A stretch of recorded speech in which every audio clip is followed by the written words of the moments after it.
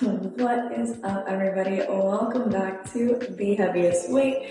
It's your girl CC here, and we are officially back again. I don't want to say officially because I'm just going to keep coming and going as I please, let's be honest. But I'm excited to be back, excited to be here with you, and excited to talk about the things I'm going to talk about. This episode, in true CC fashion, is a more impromptu, off-script episode, just because, if you know, you know, October is my birthday month, and so I tend to do a lot more reflection around this time of the year. Shout out to my Libras. But this year I did something different. So if you don't know and you haven't seen it on Instagram yet, I'm actually running a birthday promotion for my one-on-one clients. So what this means is all you have to do to get started and to lock in the promo deal is you make sure you're following me on Instagram, which is CC, just the 2 letters, _fitness17. and DM me the word birthday. And then that lets me know that you're part of this promo, and then we can move forward making sure you lock in the deal. And that is an exclusive discounted rate for enrollment for your one-on-one coaching, and also a free metabolic reset starter guide. So if you feel like you've been in a slump, if you feel like you've been trying everything and nothing seems to work, this is the handbook Bible you're gonna want by your side to get rocking and rolling. So that is, again, just make sure you're following me on Instagram and you DM me the word birthday so I get that in my inbox, and then we'll schedule you for a call. Super exciting stuff. But in the scheme and in the theme of birthdays and reflection and growth and all of that, I decided to do the Confessions of a Coach. Dun, dun, dun. And if you clicked on this title, I know who you are. You totally did this because you're like, ooh, she's going to be spilling the tea. I want the drama. That's not this. That's not this. But I love that for you. I really do.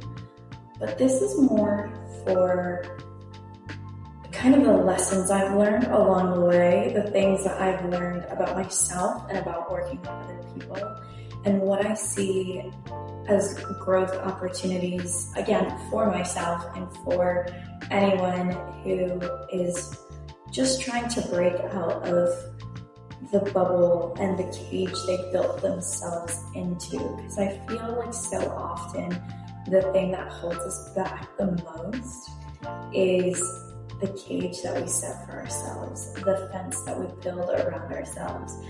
That in which we used to use to protect us then becomes the thing that traps us.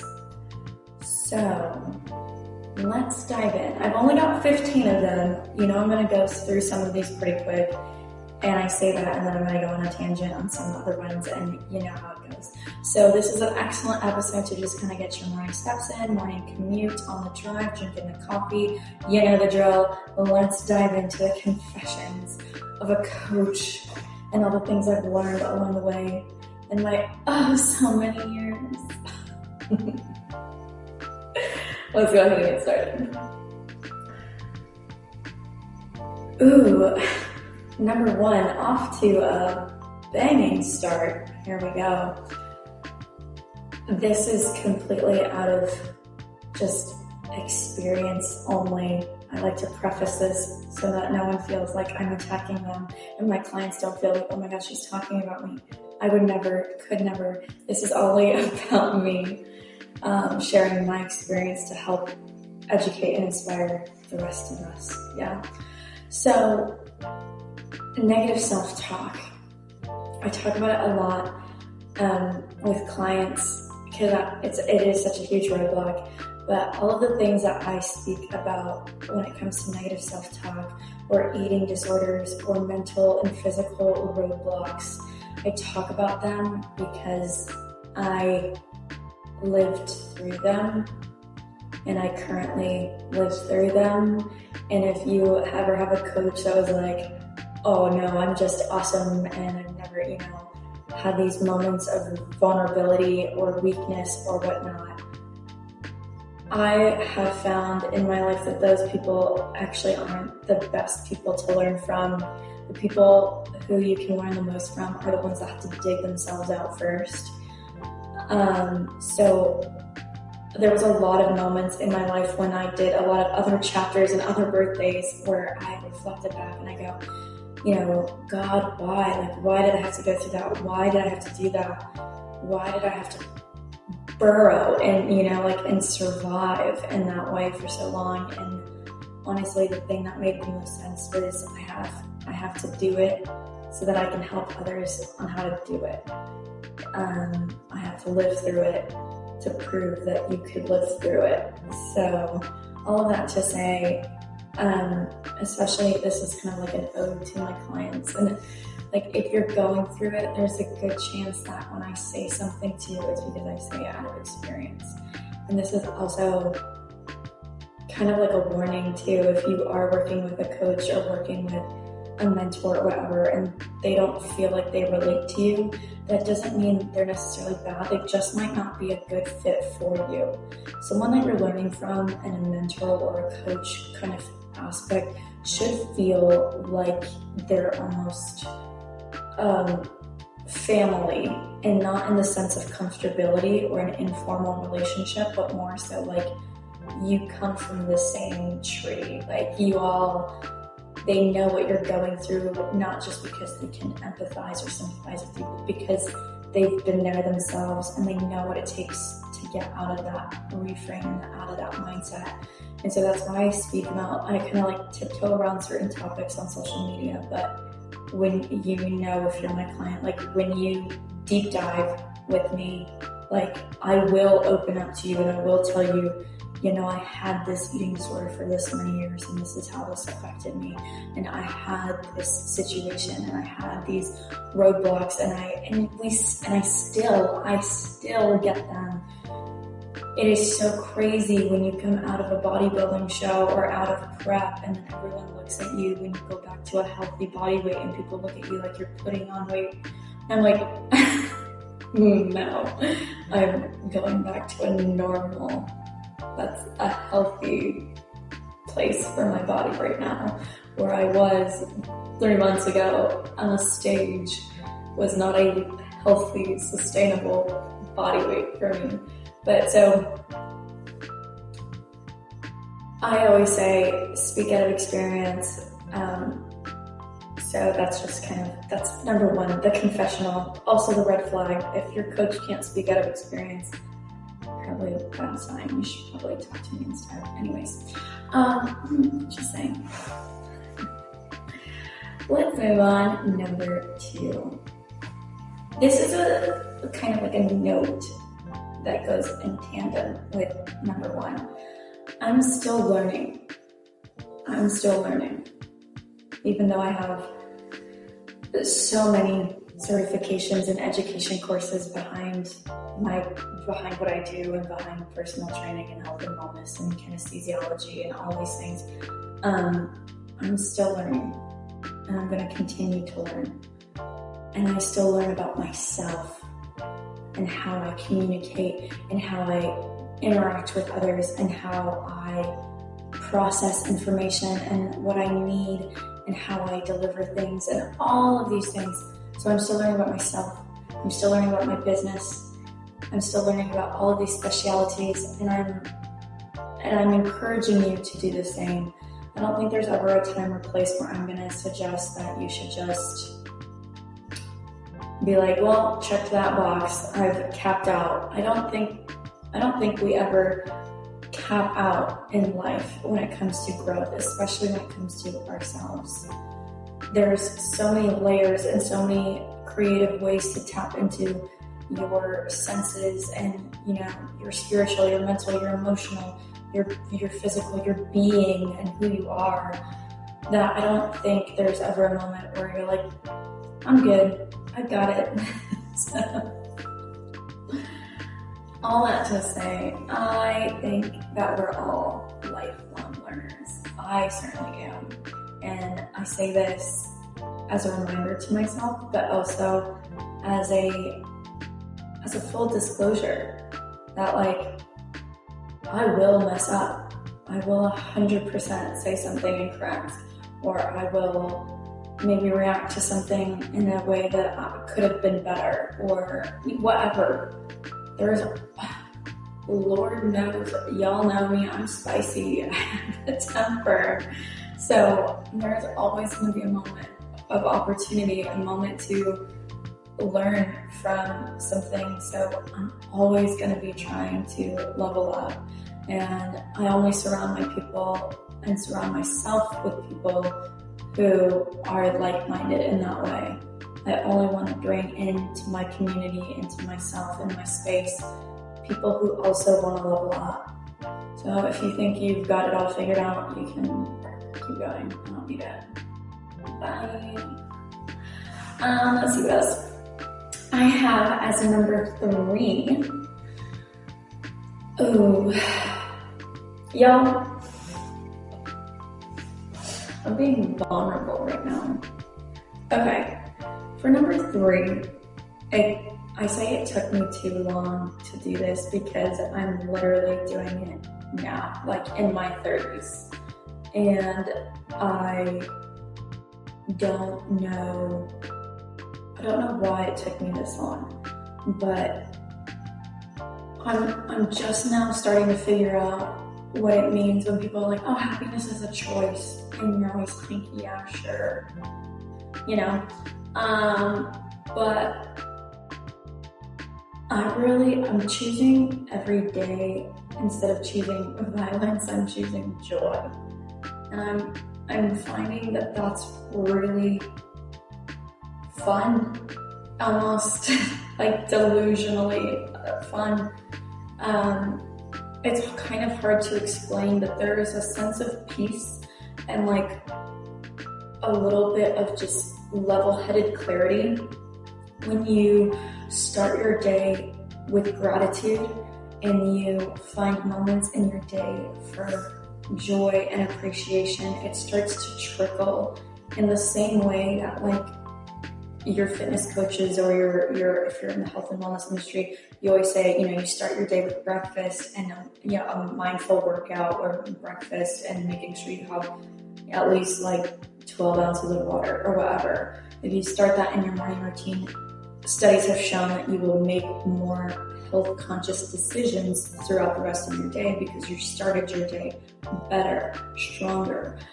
And I feel like this is almost the same thing, but a mental exercise instead of a physical exercise of the same kind of process, where when you start healthy, when you start with gratitude, when you start with this joy in your heart and this sense of lighthearted feeling, you reset the threshold at 0. So then when things do happen, because inevitably they always will, you're not this victim of your own environment. Like, you can just breathe and process things a little bit clearer and then just move forward and move through it with a sense of optimism, a sense of peace, a sense of actual happiness, like true joy. It's kind of powerful, and I love it. I definitely attribute a lot of that to my faith, and having my morning moments with God and just peace and gratitude and kind of diving into scripture and things like that. But if that's not your realm, and that's okay, you can still find moments of gratitude and meditation to start your day and still feel those feelings.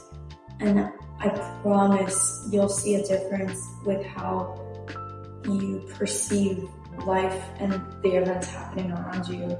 So I encourage you to try that, because it took me way too long to realize that it could just be that simple, and it's really changed my aptitude for how I handle things in day-to-day operation. Number 4. We're gonna go dive into social media for a second, and I'm gonna try my best to not get on the soapbox here. But social media gratification and virality doesn't mean that you're bad or they're better. And I say that in 2 parts, they're bad or you're bad and they're better, because that's often the main overarching thing that we do as we start to doom scroll and look at all of these people's feeds on repeat. And the algorithm's just trying to keep you on the platform. So whatever you stop and scroll at longer, that's going to show you more of that. Whatever you search, that's going to show you more of that. And so not too long after, you're going to just start seeing more things that kind of make you feel shittier about your own life and think that everybody else has their, life together and you're just kind of floating in your failures. And that's not at all how it is. I wish more people knew that. And it's this whole perception of keeping up with everyone and all these things. And I mean, you know how I feel about social media, but then I also have to use it for work and this is how you get my message. So it is beneficial and there are positives to it, because without it, I wouldn't be doing this here. But it's also so hard because there's no way to filter or control it to protect yourself. So unless you have a strong mind and a strong headspace, if you start scrolling and you're not in that headspace, it's a slippery slope. And I've caught myself, especially in prep, starting to look at competitors that I know are going to be on stage with me and looking at their feed and being like, oh my gosh, look at their posing. Oh my gosh, look at theirs. Oh my gosh, their hair looks so much better. And it just spirals and spirals. And that's not to say whether that's true or not is not the question. Whether I think their hair is fierce, I'm sure it is. But that doesn't mean I'm less. That doesn't mean I'm bad and they're better, right? We're just different people. We're just on different paths. So that's my prime example. If you are in whatever industry of your work and you start looking, you're like, oh, this person got this job. This person got this promotion. This person, to my entertainment people, oh, they casted for this and I wasn't selected. I didn't make a call back. But all of these people did. I guess I'm not good enough. Then none of that matters. I know at the moment it feels like, oh my gosh, end of the world, freak out, panic. But literally that is such a tiny moment and such a small thing that in a couple months from now, you'll understand why this didn't work out or why this didn't play out the way that you thought it should or whatever. And things will unfold in the way that they have to. But it doesn't benefit you to freak out about it in the moment or to spiral or to click from this person to this person to this person to this person and see fancy car, nice house, good vacation, this, that. Oh my gosh. You guys, I could talk about this for hours. That is only cluttering your own headspace. And again, just like building these barriers and making you feel so devalued for no reason. Because you're seeing a snapshot, you're seeing just a highlighted moment. No, there's a very small percentage of people that are just showing up authentically and just super real. Like, even myself, like, you think I'm gonna put a bad video or an unedited video where like I'm twisting over my words and stuff? Like, of course not. I'm gonna take time to cut out some stupid moments that I say or to polish it or if the lighting sucks or whatever, so that way it looks better, so that it trends better, so that hopefully more people can see it, so that way they can hear my message, so that way if they need help they can talk to me and send them and so on. All of that to say, even me, I'm guilty of it too. Like, I put the best product I can put out there. But that doesn't mean I look at that 24/7. Oh my God, could you imagine? I mean, I kind of do, but not like, I don't look like my stage present self when I'm competing 24/7. You know what I mean? I look like this. In a tank top with, my hair is maybe brushed hours ago. And here we are. So, you get my point. We're moving on. Don't look at my unbrushed hair. Number 5, we're doing great. Food shaming. Let's talk about food shaming. Food shaming is just a cultural phenomena somehow that we have adopted, I want to say, from the early 2000s and on. And it has been embedded in marketing. It has been embedded in TV and media, and it's just now part of culture. And we have normalized the sense of carbs are bad and healthy fats versus other unhealthy fats. And, now in this day and age, in 2025, we're like, oh my gosh, protein everywhere. Protein in your coffee at Starbucks, which, bless, about time. Anyways, but like, we're just now getting on the bandwagon of like, protein should be something that everyone focuses on, because in the early 2000s, protein was just something that bodybuilders were talking about. And the mass media, the general population was being fed things like Weight Watchers, which had like meal replacement bars that were insane calorically, and they had, oh my gosh, this is so niche.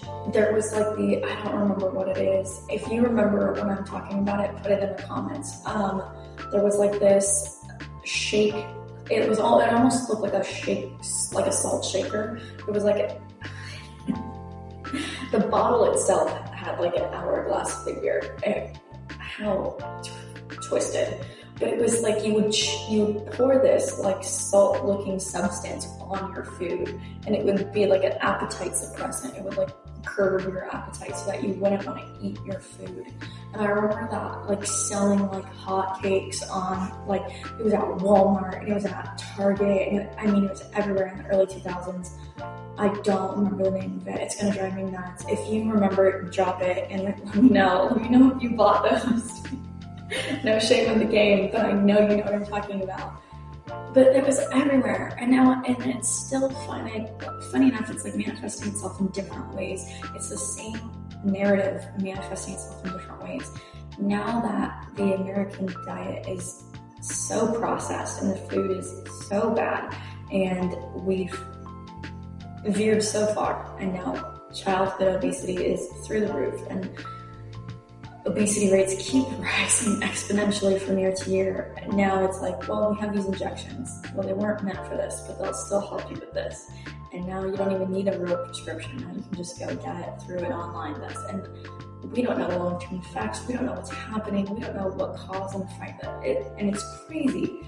Some of these things are experimental, and I don't know why they're being treated as like a common over-the-counter medicine, because it's very much not. But all of those examples, to reiterate my purpose of, you're not at fault for thinking about food as like good food versus bad food, about feeling guilty if you have a donut in the office when you're trying to lose weight, or if you just had this long shift and you went from this to this and you have no sleep and you have no time. It's just, I gotta go to the drive-thru today because that's what is available to me. And then you're like, oh, there goes my diet. Especially now we're getting into fall, so then the holiday season's upon us. And I get this every year, like clockwork. I'll get clients go, well, I'm traveling for the holidays. Well, I'm gonna be with family for the holidays, so I can't say no to their food.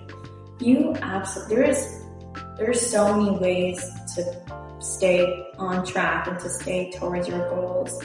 You don't need to feel so restricted about one bad meal or one bad food item, whatever that looks like to you, and then feeling so guilty and shameful and like, oh, I just ruined everything. That's not how it works. That's not how the body works. If you think I didn't have birthday cake on my birthday that just passed, you're so twisted. I had the best cake. Thank you so much. Shout out to Publix. But that's what I mean, is like, you can literally have your cake and eat it too, as long as you are doing the right things 85% of the time. And right things doesn't mean right food. It just means like taking care of yourself, doing your fitness routine, whatever that looks like, moving, eating healthy, drinking water, getting sleep, all of those things, which we'll talk about in just a second, because I'm going to drive this point home with the next two, so we'll just move on, but you get what I'm saying. 6 and 7 kind of go hand in hand, and I'll say them together for the sake of my own brain, because they really do overlap.